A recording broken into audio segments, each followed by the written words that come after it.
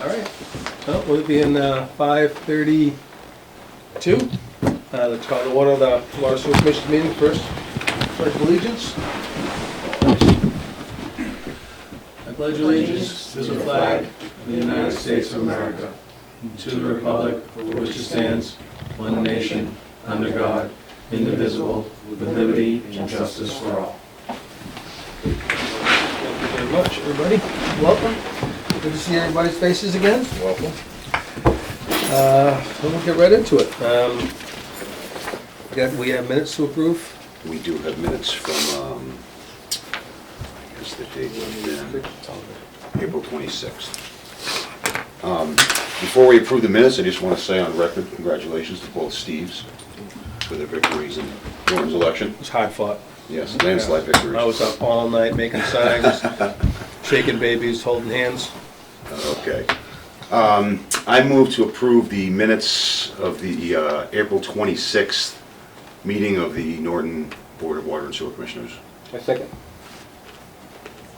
Was that the one I missed? Did I miss that one? No, you did. That was the one you missed. That is correct.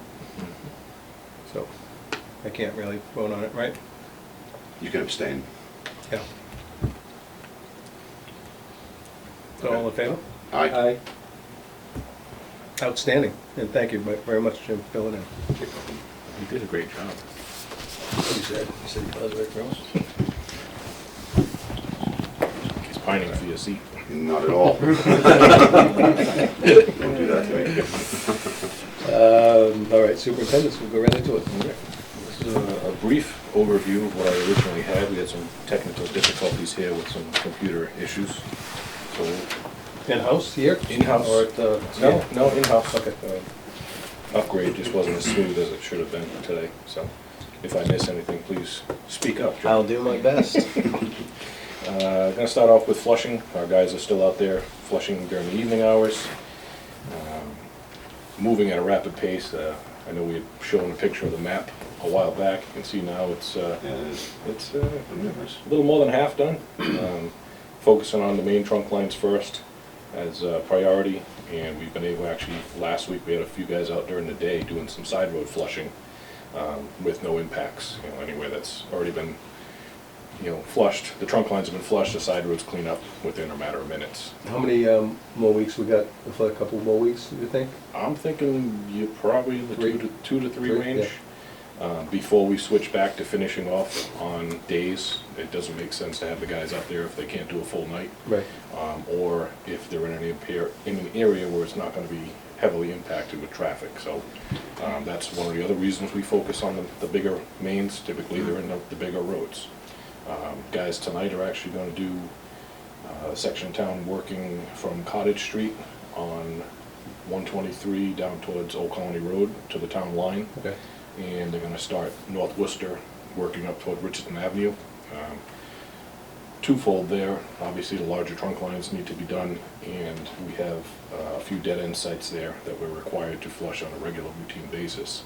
So we're going to get them guys down there. So you see, if you looked at the map, or if you're familiar with town, we're jumping them around. Not something we've done in the past, but a little bit more work with the gate valves to keep it isolated. But again, knock on wood, we haven't had any calls related to discolored water pertaining to the flushing program. We have had some calls questioning fluctuations in system pressure. We've noticed this at some of our larger buildings where there's site managers that monitor those type of things. And that's contributed to the isolation that we have of the water mains. When we're doing the unilateral flushing and moving significant volumes of water, you're going to see high and low fluctuations. It's something where we haven't been able to move the water we are now in the 2 previous years. People are noticing. It's not creating an issue. It's just something they're noticing that's abnormal to them. So we've educated them, explained to them what our process is, and they're totally understanding of it and haven't had an issue with low pressure, just noticed fluctuations. Unfortunately, the fire department's been very active in the past couple weeks. It's unfortunate. They've been dealing with some brush fires with the dry conditions and the wind. They also had a large home fire on Cobb Street. And actually that actually, they dealt with that overnight into early morning hours on Monday, I believe it was, and then they were back later that day because it actually sparked up again because of the wind. So we had one call that was generated to the department here. We didn't go out and flush because the fire department was still actively working on their second response to that same area. Yep. We explained to the customer, what was going on. They were unaware, and advised them to call us back if they noticed a continuation of the problem, and we didn't get anything back. So, good possibility, even though that area hasn't been flushed yet, that they've done the Pretty flushing good for flushing, us yeah. there, at least in the Cobb Street area. So that will be something that we'll be going over at a later date, possibly even during the day, where they've been able to turn that over for us. We still have a few people left to work during the day, and they go around with the sprinkler suppression companies that are performing the flow tests at a few of the commercial buildings. I know John is working on setting up, I think, 3 hydrant flow tests. Yeah, yeah. One on the 18th and then 2 more on the 25th. So one is actually inside Wheaton College campus. They're doing a modification to an existing building, so they have to verify the flows when they're adding systems Okay. to the existing. The other 2 are for the town buildings, one for town hall and the other for the senior center, to make sure that they can design the systems appropriately. So we don't anticipate impacts from the 2 that are for the town. Wheaton College has not been flushed yet at their request because of commencement and everything else going on. So we do anticipate something will happen there just because of the age of the infrastructure, so we will work with them to get that cleaned up. That's coming up, isn't it? May The 21st? Yeah, Just saw an First alert on is that. commencement, Yeah. yep, just an alert that went Yeah, I out. just got that. And they're having a hydroflow test 3 days before. Yes. Neither here nor there. And they actually had a sprinkler flow about an hour ago down there. One of the dorms broke a sprinkler. Oh. Really? It flooded out one floor down to the other, so yeah, fire responded. And, so they have their own concerns there with the age of the infrastructure. We do our best to work around them during the flushing program and lead them typically to the end. We isolate that area as much as possible, and again, we work with them to everything we can. Short of them replacing a lot of their infrastructure, they're going to have issues that they're going to deal with separate from what we see or don't see in our system. Right. And then, so leaks, we'll jump over to that. I know I brought you in on this. I don't believe we've talked with the other commissioners, and this is just a real brief overview. During the winter, we were looking for any leaks we could find, knowing that the pumping rates weren't equaling what we wanted to see for the run times. By accident, we actually found one of these leaks, and it's actually in one of our water facilities. It's not leaking to the ground, it's actually leaking back into a tank. So we found that. We are working on options to repair it with the least amount of downtime because of where it is and what's involved. I haven't had a chance to speak with Tara about it. She is aware of the situation. And we had actually hired a company to come in, a diving company, to go into the tank. And we have some still pictures of what it looks like, what could possibly be done. We've come up with our own scenarios, but we're going to actually reach out to the professionals and make sure that our thoughts match along the lines of what they would think for a repair, also with the least amount of downtime. Yep. So it's a leak that definitely tracks for our additional run times at the location. Thankfully, it's not being wasted on the ground.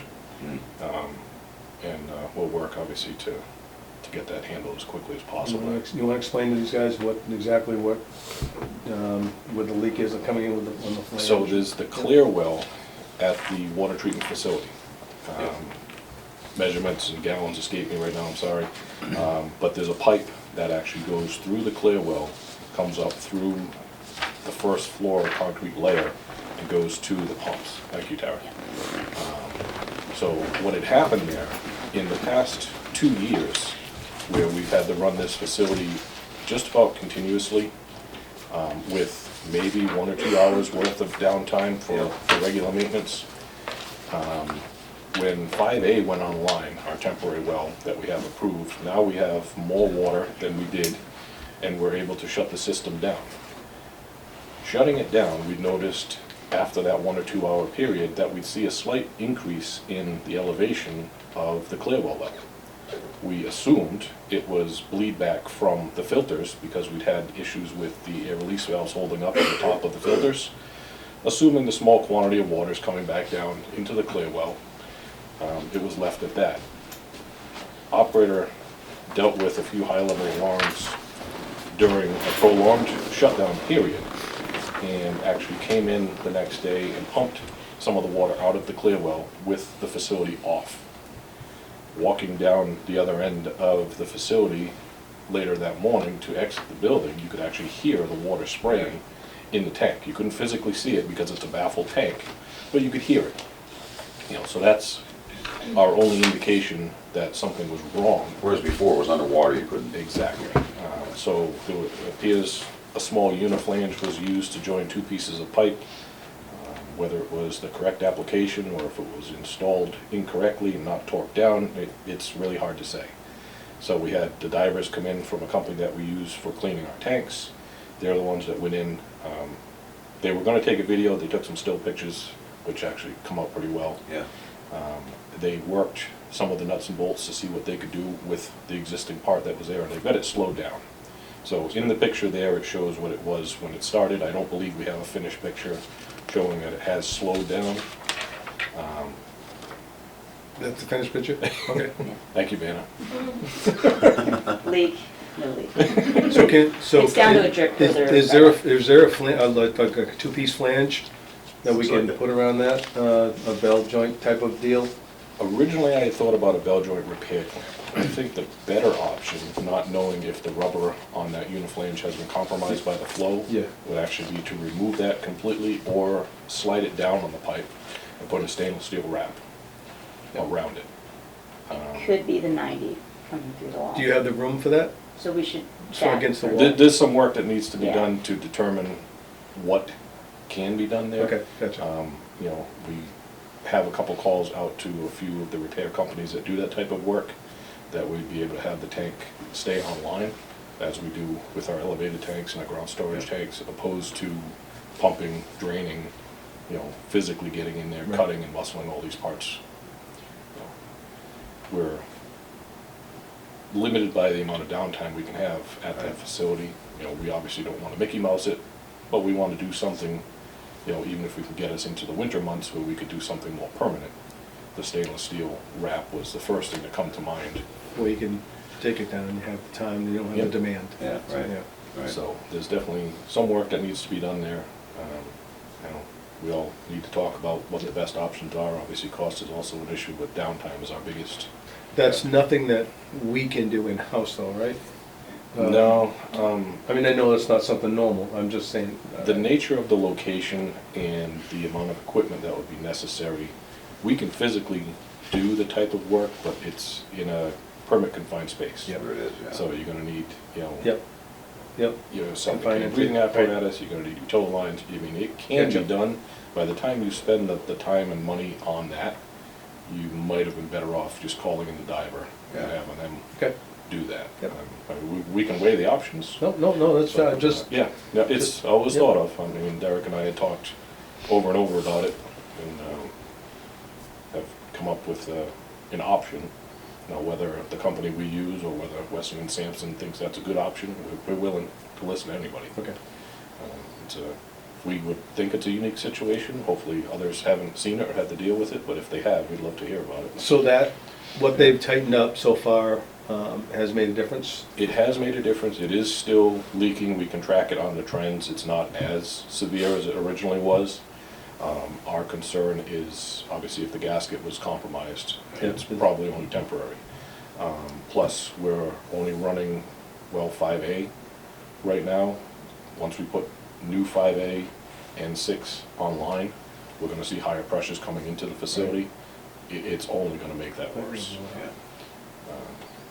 So, and then on top of that small leak, which was in-house and contained, John actually responded to a leak, it was yesterday, I believe, called in from a resident for a home on Juniper Road. It appears something had burst. It's very possible that the house was vacant for some time, so there's water coming, was it through the cracks and out the Yeah, backyard? in it looked like there was a crawl space underneath that was kind of packed in with styrofoam and cinder blocks, and it was seeping through the blocks, and then I went around the back of the house and there was a big puddle, so it sounded like a good stream going through there. So the second I killed the water, it stopped it. No, So then it's vacant? It was vacant. Yeah. John had fire come down, I notified Board of Health, and fire went in, they killed the power to the facility, so just make sure there's no chance of a fire. And Board of Health was notified, so we'll leave it in their hands on what needs to be done there. And we'll continue with water main repairs and leaks and all that. So last, I can't remember when it was, maybe you do, when did we do the Mansfield Ave repair? It was cold. that was last week, I believe, last Yeah, Tuesday? the original response. I think So one December or January? Yeah, one of our bigger leaks that we had responded to, I had mentioned to the board at the time, was at the end of Mansfield Ave, near the emergency connection hydrant for Mansfield. Okay. Near the Tweeter Center, if other people aren't aware. When we dug that the first time, we were surprised to see that it was a transition coupling that had shifted. We were able actually to tighten it up, stop the leak, and backfill it. After a little bit more excavation down there, we were able to determine that there was a section of AC pipe that was left in the ground. And there was no gate valve to the hydrant at the end of the line. If you shut the valve, Farther across the street?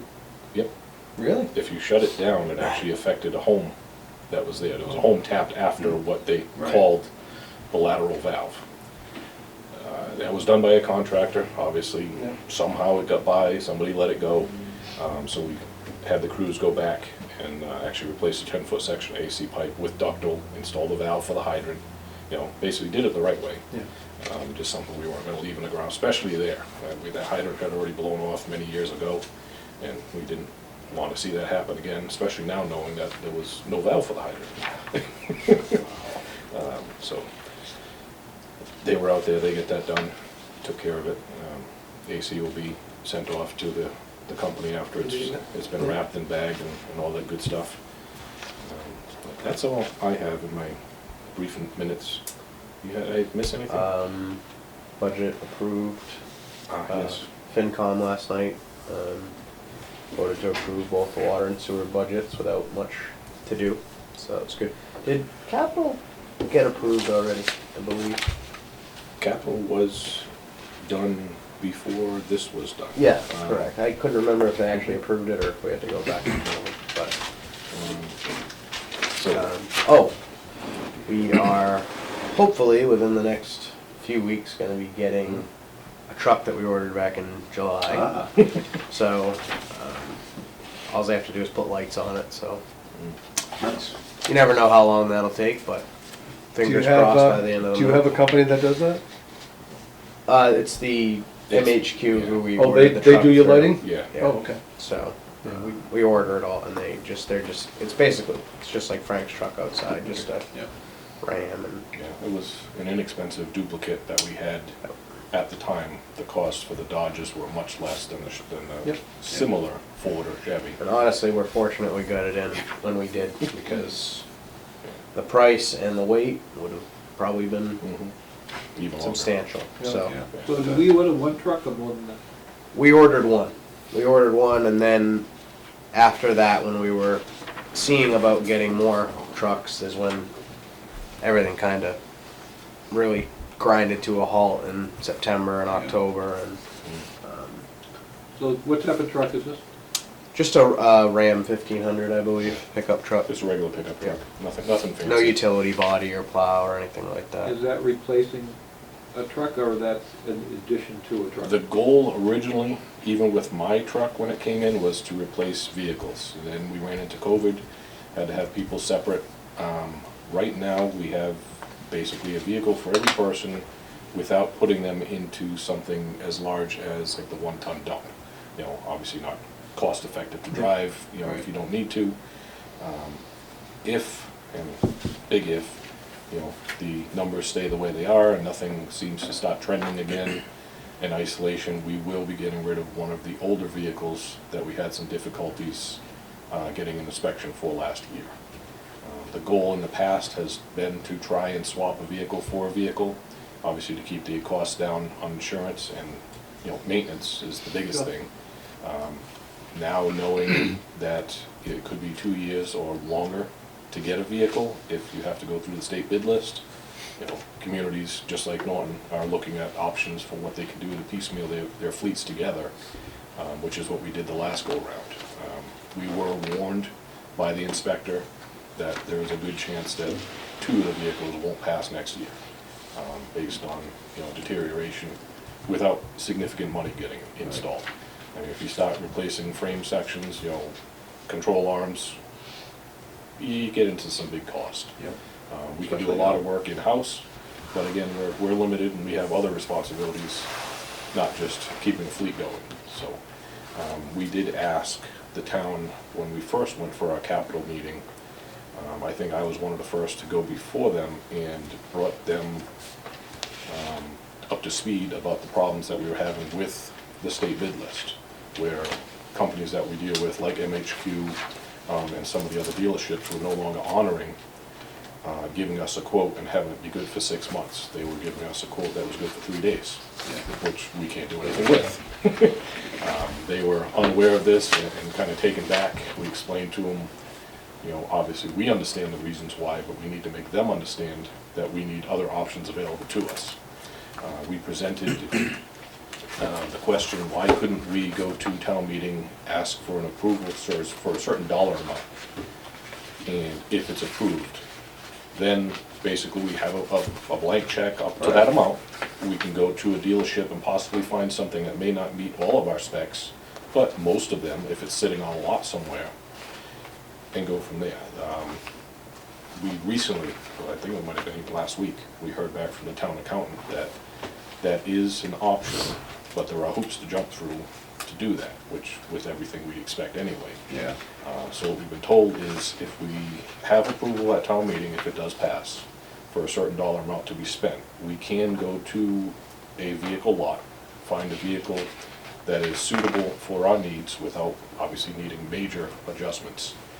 Ask them to hold the vehicle, go to 2 other lots with the spec sheet, and see if they can give us a comparable vehicle for a similar price. It's gonna be difficult, it's gonna be time consuming, Yeah. but Yep. if that's our only option, or if that's our best option, where the other companies aren't gonna hold quotes for us for the length of time, that's what we'll have to learn to do. It's just a different process with a different day and age. Do you just go through MHQ? We Or have, do you go through Liberty Chevrolet or any of those? we other have Liberty state ones? Chevrolet, we have Yeah. all the others, we have the state bid list, we have Plymouth Consortium, I believe it's Yeah, called, that County we're a part of. Consortium. So we have access to all of the other dealerships that used to deal with the state bid list. Thing is now, I don't know why they don't have to, but they are not honoring the discounts that we used to see. Wow. We've spoken with people at Daimler Chrysler when this all started. I don't remember how high I got, but we were pretty high in the level of executives that we spoke to that were unaware that the discounts were not still being given even a percentage of it. After talking with them, I believe we were granted like a $1,500 discount. Right. As opposed to nothing, which is great. It's, we got something out of it, but the biggest thing for us is the time that the quote is good for. Yeah. We can't do something in 3 days, we can't do something in a month, it just doesn't work that way with the municipality, so. We did, in our budget here, I believe I sent you guys a copy, and I think we sent the revision too. We had some last minute changes that had to be done after we saw the increase in the interfund operating transfers, of course, from the town to the water and sewer department. We went back in, we actually cut our budget a 3rd time, trying to lower the amount of monies that we transfer to balance the budget by taking small amounts off of line items that may or may not work. Everything's a guess. With the budget this time around, with everything going on, and with diesel fuel basically is covering everything. all the product that we get, all the chemicals that we get, either come on rail and then go to a truck and then come to us. So, I mean, we budgeted for $3 to $4 a gallon, not $6 to $7 a gallon. Yeah, because KOH went up. Yes. So it's over 6 now, right? Yep. It was, whatever it was, 4. It was for 4, low 4. something, yeah. Yeah, KOH Crazy. is going up. There's the potential that even the products that we have on the surge bid, they could do, I don't know, I'm gonna butcher it, it's like a force majeure. They basically expunge the bid list pricing because it has exceeded a certain percentage of the range that they anticipated being in. We dealt with that probably 15 years ago. Just something we don't want to happen, but we have no control over. If that does happen, we would most likely be back in the fall town meeting trying to make adjustments. Could you give me in a 25-word or less what an inter-fund operating transfer is? No. I didn't think you could. It's our cost for services that the town provides to us for others not in our departments. So we pay a percentage of the town manager, the accountant, you know, all of the persons at town hall that do anything for us, whether it be just shuffling paper or anything like that. We have a percentage of their salary that we pay for, both water and sewer. And it's based on the amount of employees that we have in each department. On top of that, it is the cost for our portion of our employees' insurance, because we're self-sufficient. So there's a lot that goes into it. I honestly haven't seen a calculated breakdown of it. Okay. It may be So the something. accountant gives us a number, that's it? Basically. Okay, that's fine. We assume they know what they're doing. Yes. Yeah, we've already seen an increase from Borough, and I'm sure you've already seen that letter, yeah. Mhm. And that's gotta be typical with all the, It's gonna be everywhere, yeah, it's very unfortunate, and the last thing that we heard, and we didn't adjust the electrical cost line item.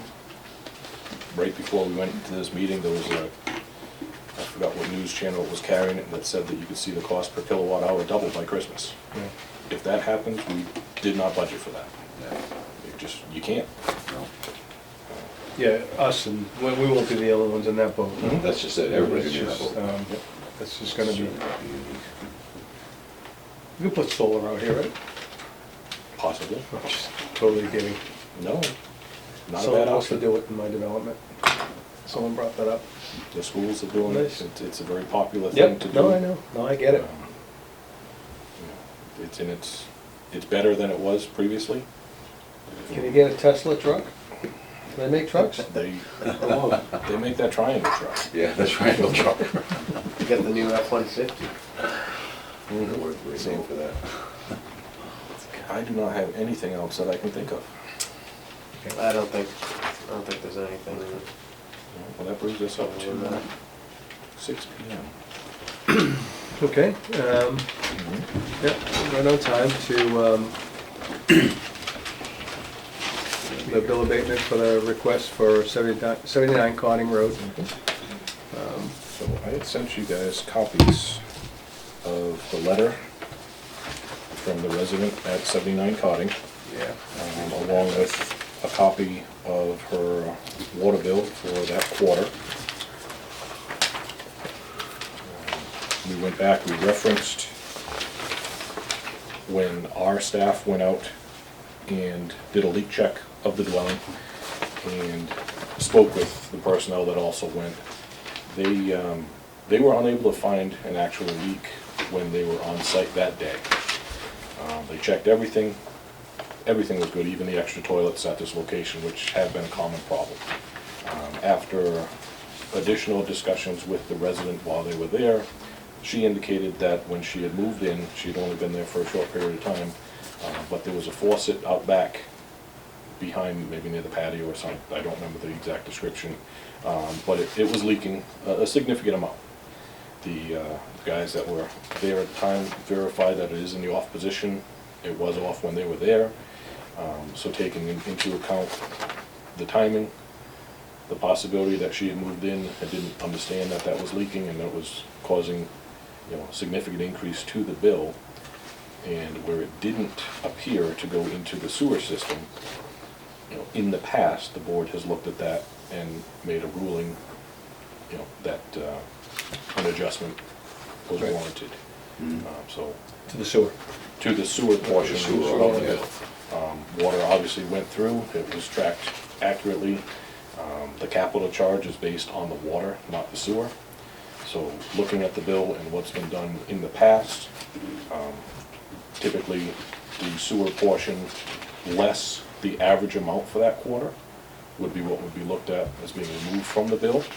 If obviously if the board understands the situation, feels that it did not go through the sewer system, and we should not be charging her for it if everything lines up that way. That sounds reasonable to me. The average would be calculated how, just like the last 3 billing cycles or something? Because she hadn't lived there that long, it was based on the, what the minimum bill, I believe, was like 9 units would have been Okay. for that. That was, I believe I sent you guys a copy of a breakdown. Pass that down in case you guys didn't have it. Yep, I remember that. Yeah, I thought that was the right approach. Yeah, I agree. We definitely don't want to charge for something that doesn't appear that it should be charged for. That's not what we're here to do. And it stays consistent, it would stay consistent with what we've done in the past with situations similar. Exactly. Yeah. It's not uncommon for people to see a leak like that and not realize how impactful it is. And it's also not uncommon for people to leave a garden hose on during the winter months and have a similar situation happen. It may actually thaw during the day while they're at work and freeze at night. We run into that situation, unfortunately, too many times. Where, you know, the vacuum breaker would blow off, then the brass would go at nighttime, it would freeze solid, and the resident never knew about it. It's just a unique situation. That is completely on you guys. If you want to discuss that, we can table that. I don't believe, it appears we have anybody here. No. I'm okay to vote on it today if you guys are. It seems pretty Yep. straightforward to me. Yeah. Right. Yeah. Then I will go ahead and make a motion to abate the sewer bill for 79 Cotting Road in the amount of $899.81. Second? Second. All in favor? Aye. Aye. Aye. Okay, let's get that information to her. Thank you, Or gentlemen. whomever, I should say her. Okay. All right, who wants to flip first? Steve, you want to go first? Let's do it. So sewer update, Cobb Street, not much going on there, obviously. The latest on the generator delivery is they're expecting it to ship in November. So we are, which is like a month Hey, earlier. we got a than date, that. we got a date. That's a ship date. I don't know when Yeah, I it'll know. arrive on site. Wow. But anyway, so we're still looking at a January, wrapping that project up in January. So we've asked the contractor to work with that and give us a little bit, somewhat of a more firm schedule. We do need to issue them a no-cost time extension. Their contract has actually expired as of the end of April, because that's when we anticipated having the generator in by. So we're keeping an eye on that, and we will make sure all the paperwork is properly in place. And we have, I think the last meeting, we executed the Phase 2 improvements contract, and we are getting started on that, the work on the wet well. We're getting started on the design, and get something out to bid this summer, and see if we can get somebody out there before the end of the year doing the work on the wet well. So that's where we're at with Cobb. For Holly Road and Knollwood, actually just today, we sent over 30% drawings of the generators. It's pretty straightforward adding so again, Holly Road, there's no generator there now, no standby power. So we're looking to add a generator there, and then at Knollwood, there's a backup gas engine-driven pump that has, knock on wood, always fired up Yep. when it's needed to, but it is time to get a permanent generator in there. One of the big, one of the things we need to resolve is the wetlands permitting, and John, so I sent the email out today, and John, thank you, you looked into it fairly quickly. So the Holly Road station, the station is actually on Reservoir Road, it's right on the road, and the actual reservoir is like 15 or 20 feet behind it. There's an electrical cabinet there now, everything else is just below ground. There's no building or anything like that there. So we're looking to add the generator, the preference, from talking to the sewer staff out there, talking to Howard, and for all concerned, right behind the electrical cabinet would be the safest place to put the generator, because you've already got the electrical cabinet that everybody's seen adjacent to the road, put it behind it. It will be in the 25-foot no disturb area, so we'll have to talk some more with the Concom about a variance to put it there. I'm not sure, so there's a little more land as you move over to, what I assume is Holly Road itself, it must be the corner there. Or maybe I'm wrong, maybe Holly's I think across Holly the way. Road's Holly's across the You're street. right, yeah. Either way, the site itself, if we move a little further away from the generator, from the electrical cabinet with the generator, we might be able to get out of the 20-foot no bill, but I'm not even sure that we could. And the other issue, so at this point, we're just using the, Terrain's not even over there either, it's kind of yeah, bumpy. yeah, it's, whatever, it's not a big site to begin with. Wherever we put it, we're close to, we're either within 25 feet or pretty darn close to it. And all it's, really, we just gotta, scratch the surface and pour a concrete pad and drop the generator. There's no, we don't need to go down with an excavation, we don't need to dig a hole. Yep. But we will have to move some, there'll be some site work there. So anyway, not a big deal, but we'll need to work it out with Concom as far as what they need from us. Well, on I that want side. you to look at alternatives, so unfortunately. Right, where, alternatives to get it out of the 25-foot no bill, which will likely require, another easement, or expanding the easement that they already have. So, we'll work with them. I mean, I assume we'll be able to work with them. And what about floodplain elevation, floodplain elevation? So we have looked at that. I don't think that's as big an issue. I don't think that's an issue, but obviously we are close to the reservoir. On But the that would be part of the reservoir, Concom. whose reservoir is it? It's called a reservoir, but it's not really a reservoir. It's basically a It lake. was at one time, right? And So it's then- not a drinking water. Well, what's the history of it, that it's called the Norton Reservoir? Does anybody know? I know it was fields that they flooded, so that's what I've been told, but I don't know if it was ever used for drinking water, I'm not really sure. So we have no emergency anything associated with that, nor it does any other town, is that correct? Not an emergency, it's like DW Field Park, but there's an emergency backup water supply for Brockton, for instance. No, It's not from a associated with reservoir. water at all. No, it's not drinking water. All right. It's just unusual that it's called a reservoir. Yeah. And it's not used, right? Yeah, It's very misleading Yes. to everybody. Mhm. And then at the Knollwood site, talked with Howard some more about that, and because that backup engine has always worked, we're gonna design the station, we're gonna leave that as a backup to the backup, basically. So the intent is to put the generator in, have that be the true backup, everything wired, so that if we lose power, the generator kicks on, runs the pumps. But at this point, we're not gonna take out, we're still gonna be wired so that we can switch over to that other gas-driven pump. It's not like that space is gonna be used for anything Right. else in there Right. anyway, so. There's no need to get it out of there, but maybe in the future, if it ends up, if you need a triplex, if you wanna go with another pump, then that might be where it would go. But right Which now, might be an option at one point. might be. so that's where those are at. Like I said, and I brought a hard copy of the 30% drawings. Put those somewhere where you know they are. Again, you know, the electrical single line diagram is there. We still got to reach out to the power company. I also reached out to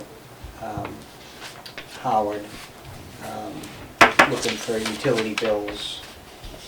And he's going to get those. Yeah, I think he had talked to Janice today about it, so Okay. she'll get them to me and I'll send them over I to think you. I work on that. Okay. Email too. Okay, so that's it for those. Along the same lines as we're talking about Knollwood, so the Turtle Crossing peer review, we finished going through that today. I went over it with the engineer from my team that did the thorough review. I sent Frank the draft review memo. I want you to have a chance to look at it and talk about a couple of things on it. Nothing earth-shattering, in terms of, so again, we all remember that the plans that we looked at are still from 2016, which is fine. I would say he did a real thorough review of their proposed layout. I mean, he really went into it and said, we have utility conflicts here. Some of the stuff that you may or may not be concerned about, it's going to be their sewer system. If they have trouble installing it, they're going to have to figure it out, but we definitely looked into it. One of the biggest concerns is the sewer's really shallow. I don't know if they really thought it through, I think they're just trying to be as shallow as they can, but they have manholes, they have a manhole that's like 1.5 feet, and you can't build that. So, I don't think, with everything the way it is, I think the pump station, the gravity sewers end up coming in like 8 feet deep. So I think if they drop everything a few feet, is what they'll probably need to do. So we just made the general comment that it's just too shallow. We don't want to, to have traffic loading on it. We want the manholes to be constructible and make sure that the system, we want to keep especially the force main, keep everything. Ideally, you have 5 feet of cover, and then you're not worried about the frost. That keeps you And all the below conflict. frost heaves. 18 inches are gonna interfere with everything? Yeah. Everything, right? Yeah, they just, again, I don't know how far along those plans were. Tree roots. Yep.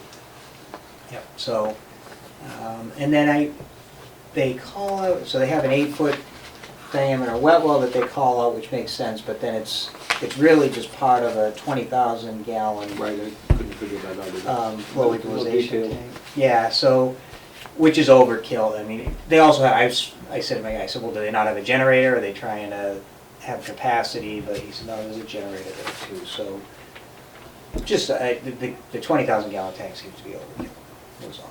I mean, Was there sewage calculated? Did you get that? now, what do you mean in terms of the cycle times? Yeah, right. So we looked at it. So we have the numbers to do the calcs, and the cycle times are a little long. It takes a while for the well to fill up with the huge tank. So, we would suggest just buttoning that up so we have better control. There's no need for a tank that size for what they're talking about. It should just be a small neighborhood pump station. I just wonder if they were thinking about future expansion to other properties outside of that. Yeah. But even based on that size, it's crazy Way too big. big, okay. It's crazy big, you don't need it. So, as far as the review of the Knollwood station itself, I started, we had done the drawdown tests before the last meeting that I was able to attend. And the concerns aren't as significant as initial in terms of the ability of the station to keep up with the flow. The wet well is actually bigger than what was on the drawings that we had, and there is some range for an operating range. So, the memo goes into it. I think the projected flow from this, based on the average daily flow that we're seeing at the station, we got all the pump records, John provided us with the pump records and everything.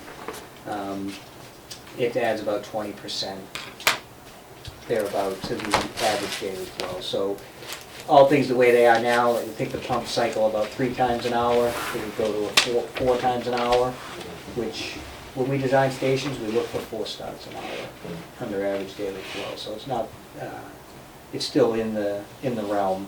The issue is, you don't have the peaking factor that we would have, you know, when designing it new, we'd like to have a peaking factor like 5. You'll be down to like a peaking factor of 3. So your factor of safety is in, you know, where us engineers like to have it. Super safe. Yeah, we've had issues down there with I&I, we've worked on it. Yep. but, you know, Yeah, there's inflow in that neighborhood. There's definitely stormwater, it's influenced by Yeah. storms.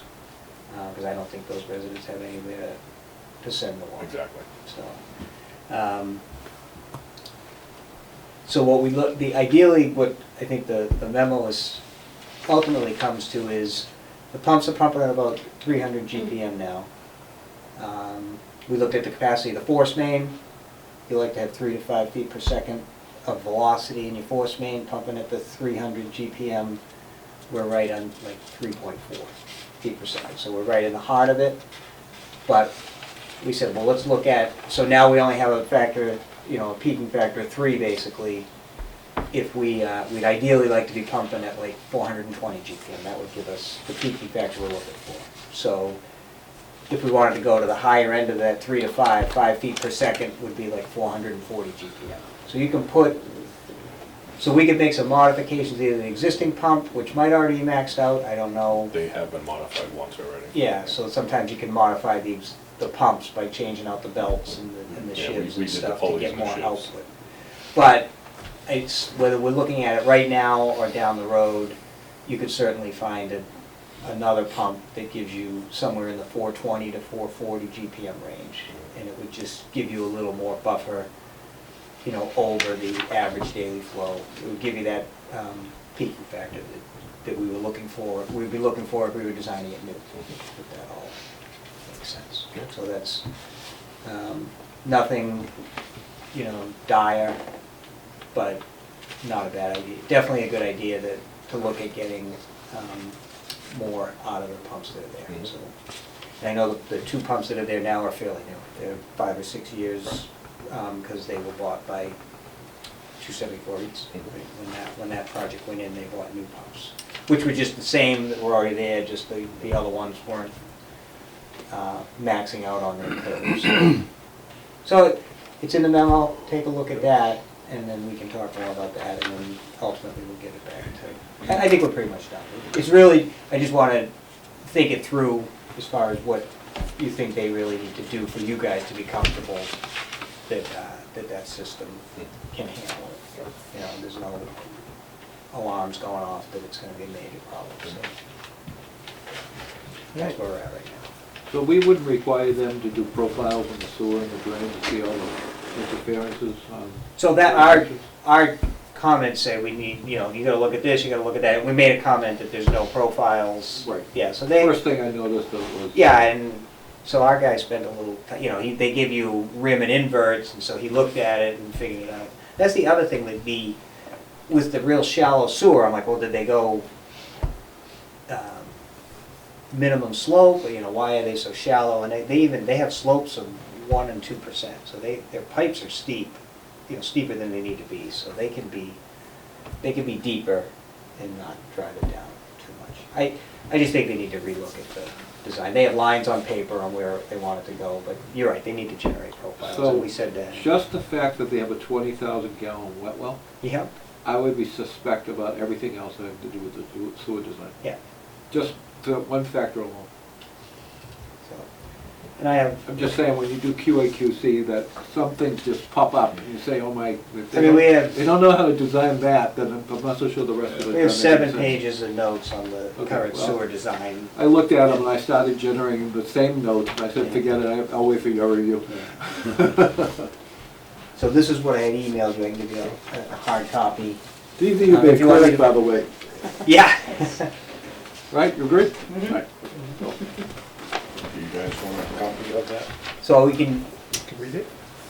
That's in our, yeah, we can, That's in just our read it right email, now, right? just take a quick look at that. It's a good that's in our emails, right? Did you send it to them? I didn't know, I just sent it to you Okay, because it was okay. 4 o'clock and I didn't, We were and gonna we get a once over and have a conversation about it, but if Yeah, you guys and then wanna we'll- see preliminary, Or you can wait till I wait for the movie we to come we go out. through, you wait for the movie? Wait for the movie. A wise man. Doesn't want to see the Yeah, trailer. after Yeah, Frank and I yeah. go through it, and if he has a couple other And comments, Steve, we trust. then we'll send it to the group. Awesome. But we need to move it along, and, I mean, I don't know that it needs a vote of the commission to send it off to the developer ultimately. I don't know That's, if it does. I don't think it does unless that's something you guys wanna do, but if we I can mean, the just. comments to send out to the Yeah. developer?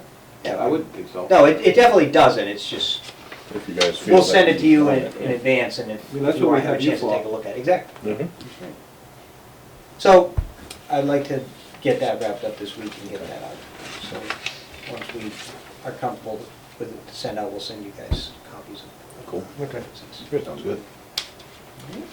On the town municipal complex sewer, I know they're looking for us to get going on that, so I've been waylaid on a few other things, haven't made a lot of progress on that, but the one thing we are doing, and John was on a call last week, they are gonna submit they're gonna try for a grant application for the sewer extension on Elm Street, which is one of the potential options for the municipal complex. Yep. Gets a little complicated. Yep. But, so this week, so the town planner, Paul, he did the lion's share of putting the grant together, and then there's just a lot of things that he needs us, the sewer, the technical stuff about the Okay. sewer, schedule, costs, so we're looking at that this week. I'm not sure what the chances or likelihood, at this point, we're just looking, it's worth the town looking for planning and design money. But the one-stop for growth grant process is really more focused. It's focused on construction, shovel-ready projects. But it is also, the key things are, and we went through this with West Main Street, are a project that's gonna create jobs and housing, which, again, this stems all back to the development of that old mill out there, as well as there is a housing project out there that needs a solution to their wastewater. So anyway, So you're talking about going towards Reservoir, correct? Yeah. That's the one you're speaking, okay, 'cause I know we talked about going the So- other way too, so briefly. it would be, As an option. there'd need to be a pump station, like we're not just gonna be able to run a sewer, the sewer's not deep enough in Reservoir Street and the grades aren't gonna work. Okay, So it's gonna be some sort of collection system with a pump station that then pumps up and into the system in Reservoir. so another mother monster? Could be. Might get a hat. But the nuts and bolts of the study that we're doing for the municipal complex is more about the different options that they have. Okay. We had gone through those at least one meeting before, but, Yep. so we've gotta just put pen to paper on that, because they wanna know what their options are. If they need to be able to get to the sewer, or if they need to do an on-site system. We did meet with the Norton Public Schools about the Yell School. The INI stuff? Yep. So we're getting a proposal to them this week to do a study when the kids are out of school, which Okay. is coming up. Which school is that? So the Yell School, right on West Main Street. Across from Honeydew.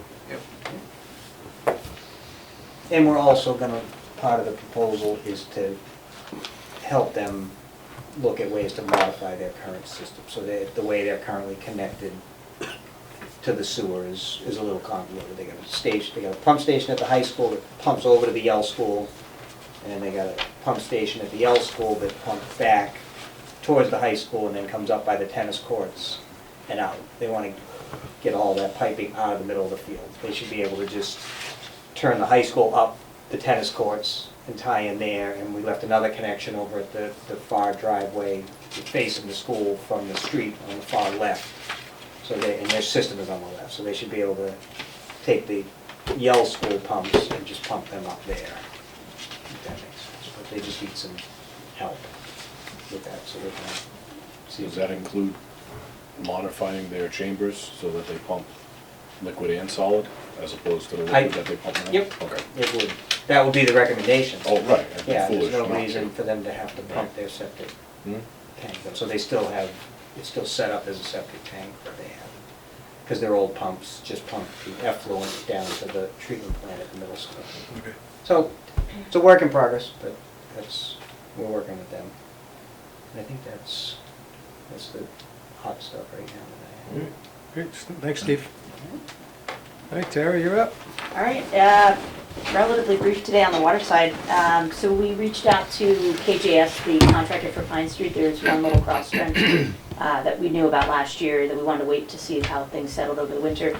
Doesn't look that it's changed at all, that hydrant branch from the one end to the other. So they did reach out to Keith Silver, Highway Superintendent. I don't believe they've connected yet, but from our understanding, Keith had wanted basically a mill, tack, and then an 1.5 inch pavement, and then call it even. So the trench itself looks like it just settled a little bit once they were doing the the final paving originally by the town. So KGS is on it, and we'll get them out there hopefully in the next month or so, get that wrapped up and close that out.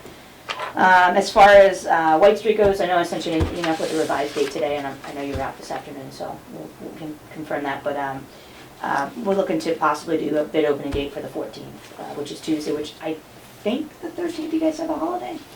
We do? No, No? The Is the 20th. offices? Okay, so the offices are open then? Okay. it should, yeah, I think we have Juneteenth, is a Sunday, and I think we have the next Monday off. So I don't see why the 13th we wouldn't be open. Great. So then, I won't be here. so we're looking at maybe 1 or 2 o'clock have bid opening, and then assuming that that's the vote for today later, but that's going to be also a commissioners meeting, so we'll have tentative bid opening results for that for the meeting.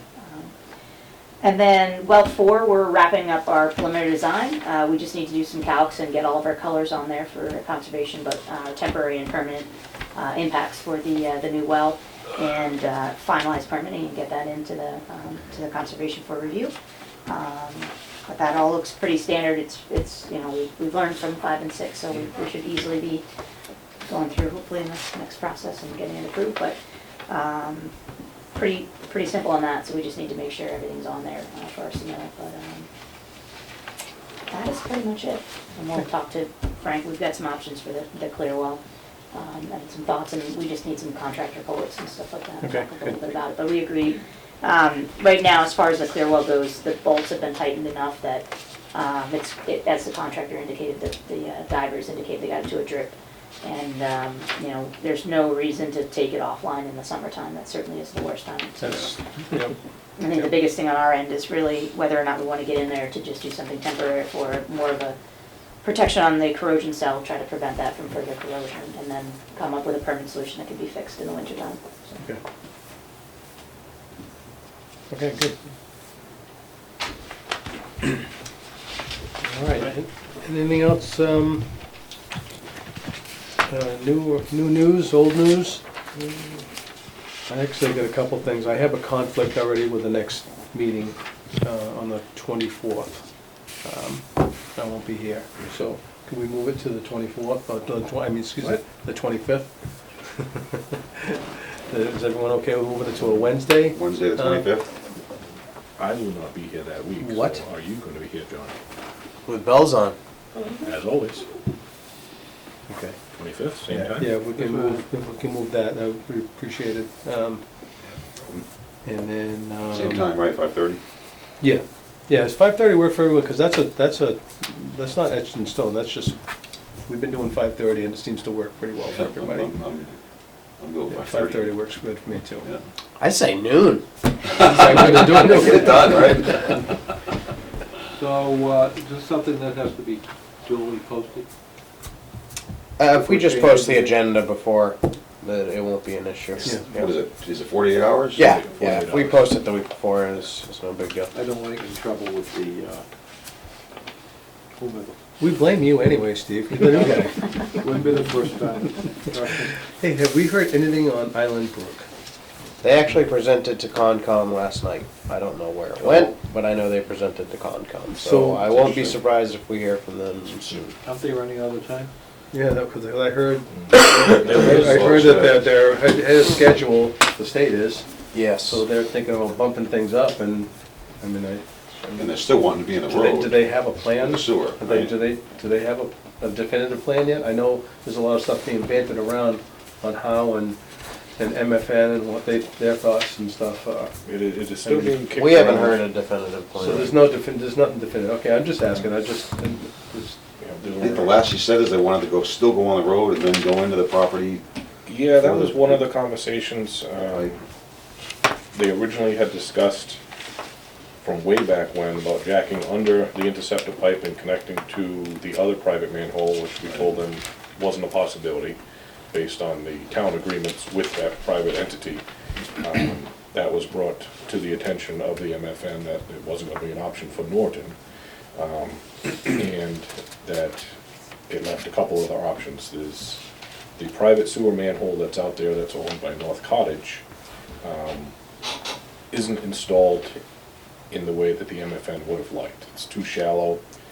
They would have preferred to see something done differently there, whether that's because something's changed or maybe it's always been that way, but I didn't dig back as far as why or what the reasons are. So they had mentioned to this contractor at Island Brook that they could come out of their property, install a new sewer manhole, collect both flows, and then grab Them and North Cottage? Mhm. That way then their manhole gets fixed before they transition with gravity to the interceptor pipe. It didn't sound like they were very pleased with that option, so they looked at a secondary option about running down the road and basically running parallel to the interceptor pipe to a pre-existing manhole that was about 500 feet away. That was the last discussions that we had with them. I've spoken with Lee as an era. So that's a manhole that's like out in the woods somewhere, up the I property believe line it's, somewhere? yeah, it's on the rail trails line. Right. Owned by the MFN. I guess that is an option.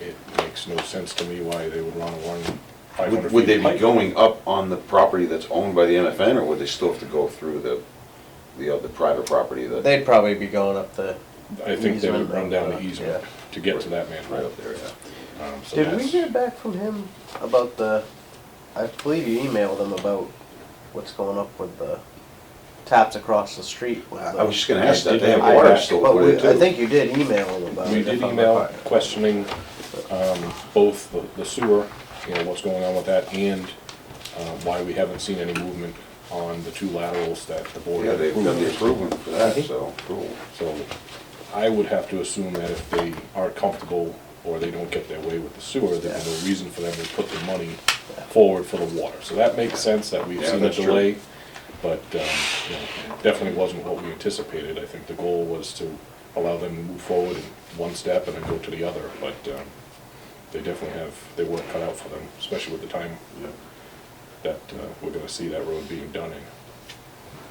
So we did hear from a party who has purchased, I believe it's 93 Mansfield Ave and what's known as Zero Reservoir Street. I believe that may have been the Wheaton College property and the property that was owned by the Silvers, the Roundhouse. Oh, sure, I yeah. believe they abut each other, I believe Yeah. that's one parcel altogether. Okay. So they were looking at doing a large development there, and were anticipating running sewer down Reservoir Street. So we looked at that a long time ago. Didn't that come up a while ago? It had come up a couple Yeah. times. I had a brief discussion with that person, explained the limitations of the Rumford Road sewer pumping station, where if they were going to do anything significant, you know, upgrades or something would have to be done in order to accept Yeah. that type of flow, separate from anything going on with Elm Street or the municipal complex or the other housing development. You know, they were unaware of that. I explained a few options to them, and they were gonna get back to us with their thoughts and possibly some proposed plans. So, with all the, sorry, John, with all these proposed new developments coming in, is it safe to say that our system water-wise is gonna be able to handle all that? That's just my biggest concern that goes through my head. It's like, all this building up, and I've heard other people mention questions to me, you know, how is that, can we support this? I mean, I don't know what we can do anyways. I mean, I want what's best for everything, but I don't want this to be a detriment to our system either. Based on the timing of the replacement wells and the time it would take to construct any of these new facilities, I believe we're going to be right on track with having the new wells, or at least one brand-new well and a temporary well, operational before we see any of these developments, even the ones that are in the works now, being fully functional. So, we were a little bit behind as far as getting the movement going on the wells. We've had delays that we couldn't have predicted. Of course. But I think Yeah, I we're understand. in a satisfactory condition, you know, moving forward. There is always obviously the unforeseens, but, Yep. you know, we'll deal with that as they come. Okay. We actually, in the future, I know Tara and I had talked about, other items on the capital plan was looking at the Cottage Street elevated tank and actually possibly downsizing the Yes. size of it. Yeah, we, For water quality, so that's something that we did kick down the road, knowing that this budget was going to be extremely difficult, not knowing exactly how the economy was gonna work. And we'll probably look at that in the next turnaround. okay. I believe we had a small amount of money in there for, is it design? I forgot what we worded it as. I believe it's definitely a storage tank study with an initial look at Cottage Street Yeah. specifically. What is that, like the half a overall- million gallon? Is that half a million? That is So a half a something like that million. now? Whether or not The big repainting one. versus replacement versus downside, I mean, the Okay. the replacement obviously would size it appropriately, but I can't remember if we actually put in there also to review, because you've got a lot of storage in your other two ground storage tanks. Okay. But they pump up to the elevated. So if you were to get rid of that metal tank that's there now and put another whatever size in there, that hydraulically, that's not gonna be an issue? I mean, I think you own the land behind there, there's space for one to, obviously you need to keep it in service while we Sure, of construct course, the new one, yeah, if that yep, is a yep. replacement job. But that would be the goal, is to, you Don't know, drop it on the house next door. probably not gonna hit the house. The new house. Yeah, So this would be an elevated steel tank? You know, that's something to consider certainly. We've done some blast fused and potentially, you know, seeing which ones come in. We can do an alternative look at that as far as bidding. We've seen some pretty high pricing right now. yeah, I'm sure. I'm sure, yeah. I'm sure. I think, you know, right now is a great time to just kind of plan. And Okay. I think in general, finding any materials is going to be difficult one way or Okay. another. But some painting, you know, is a little bit more economical. But again, if in the long run, you know, you might want to just get a new tank. I mean, it's still a $1 million paint job, right? Well, and Oh, it's, at Yes. least. what year was it built? The issue is the age. The tank was built in 1957. Yep. You know, Should be even replaced. if you do testing on the steel and stuff, you're not gonna be able to test every nut and bolt.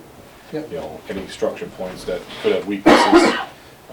Things were built much better back then, you know, it's probably got battleship steel in it, but Yeah, it's just the point, you know, at some point you have to look at life expectancy of it. sure. And is it worth still throwing money at it just to make it look better? You know, we're very happy with the And it's only tank. 500 gallons, 500,000 gallons, right? You know? And so we'll look at a 50-year life cycle just so you can see the painting and versus new and the potential benefits for water quality just by possibly adjusting the size. Okay. Even just the construction alone of how the tank fills, that just has a standpipe in the middle, the water comes in and mushrooms out. Right. You know, no static mixer, no duck bill, no nothing, I mean, Yep, just that alone creates its own challenges with, you know, water quality. sure. So going with the slightly smaller tank, maybe something similar to what's at the center, 367,000 gallons there. How old is that one? That's only, 20, no. Not even. No. That's gotta be like maybe 15 That's it? years old. I don't know. Center tank? Even? I don't know. No, I'd say it's 10 to 15. Yeah, I'm thinking of the year you're thinking of, I was saying 20 years. Oh, yeah, no. Trying to think when, maybe 2009? Something 2010? in there. It's not that old. Don't we have to move that tank a little bit? It's in the master plan. We Just kidding. did some changes there. Was that wasn't a replacement of an existing one, that was just a... It was. No, that It wasn't a that's replacement. brand new. It was- no, Looked, okay. looked like Cottage Street's tank. Oh, The okay. tank that we replaced was from 1911. That was easy. I remember it well. Yeah. So 1911 was a riveted steel tank? Yes. All right. Well, any other questions, comments, anything, guys? All right, Good, we all set? all right, Jim. I move to adjourn our meeting for this evening. Second it? Second. All in favor? Aye. Thank you very much, aye. Thank you, everybody.